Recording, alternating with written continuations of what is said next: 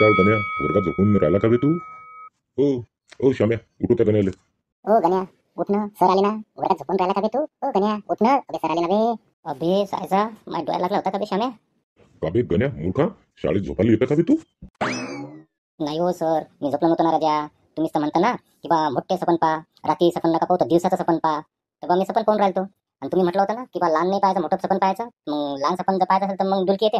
मोठं सपनसाठी राजा मला झोपच लागून गेली. आता काय करा सांगा, आता माझ्या डोळ्याला लागला बा मोठं सपन पाहायचं पाहायचं. अरे अरे अरे, काय गधा आहेस बे तू गण्या? असं सपन पाहत असते का? अरे मूर्खा, बंद डोळ्यानं नाही तर उघड्या डोळ्यानं सपन पाहायचं असते बे गध्या.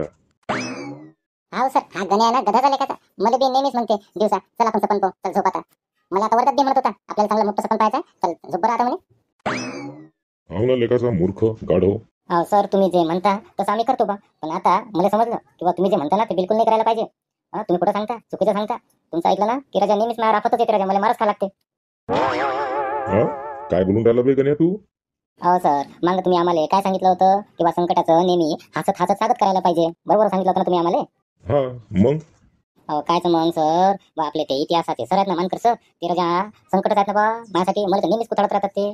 आता ते आले वर्गात तर बा म्हटलं आलं संकट तर करा बा याचं स्वागत, म्हणून मी हसलो. तर बा मला असं कुथाळलं त्या मानकर सरनं, काऊन खेळून राहिला बे असं म्हणून मला चांगलं त्यानं लाथाळलं कुथाळलं त्यानं. सांगा आता मी काय करू तर. अबे तू हसला कायले बे मग? हा, तसं स्वागत करायला का तू तो या सर्व या? हा, हसला कायले तू? अहो सर, तसं बी तुम्ही आम्हाला नेहमी सांगता ना की बा माणसानं नेहमी हसत राहिलं पाहिजे, हसत राहा हसत राहा. अहो कायचं मी हसलो तर माझ्या दात बी पडले का सर? हा, तू हसला म्हणून दात पडले का गण्या तुझे कसे बे? सर तो आमच्या गल्लीतला बंटी भाई आहे ना, रस्त्याने जात होता तो, तर केळीच्या सालावरून पाय घसरून पडला होता. तर मग मी हसलो रे. त्या बंटी भाईनं मला जोरदार चांगलं बुक्के मारले माझ्या गालावर माझ्या तोंडावर, तर माझ्या दोन दात पडले ना रे सर. आता तुम्ही सांगा, आता तुमचं ऐकलं ना की बा हसा लागते, झाला पुन्हा मी मार खाल्ला. गण्या, माणसानं कुठे हसावं ते समजलं पाहिजे ना.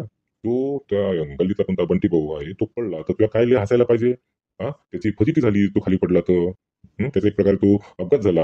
हा, त्याला तू साथ द्यायला पाहिजे, तू त्याच्यावर हसून राहिला. त्याच्या ठिकाणी कोणी असलं तर तुला त्यानं मारलंच असतं. असं कोणाच्या फजितीवर हसायला नाही पाहिजे गण्या.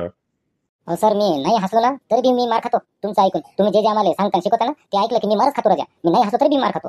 हा, नाही हसला तरी बी मार खातं ते कसं काय रे बा? आता सर तुम्हीच आम्हाला मग एका धड्यात शिकवलं बा की निंदकाचे घर असावे शेजारी. हा हा, ते निंदकाचं घर असावे शेजारी होतं आपल्याला एका धड्यात, आणि त्याचं तुझ्या मार खायचं काय? हो सर, तुम्ही सांगितलं होतं ना की तो कोणता कवी म्हणते की बा निंदकाच्या घर शेजारी पाहिजे. तर म्हणजे बा मग मी काय केलं बा माहिती शेजारी त्याच्या मी निंदा केल्या.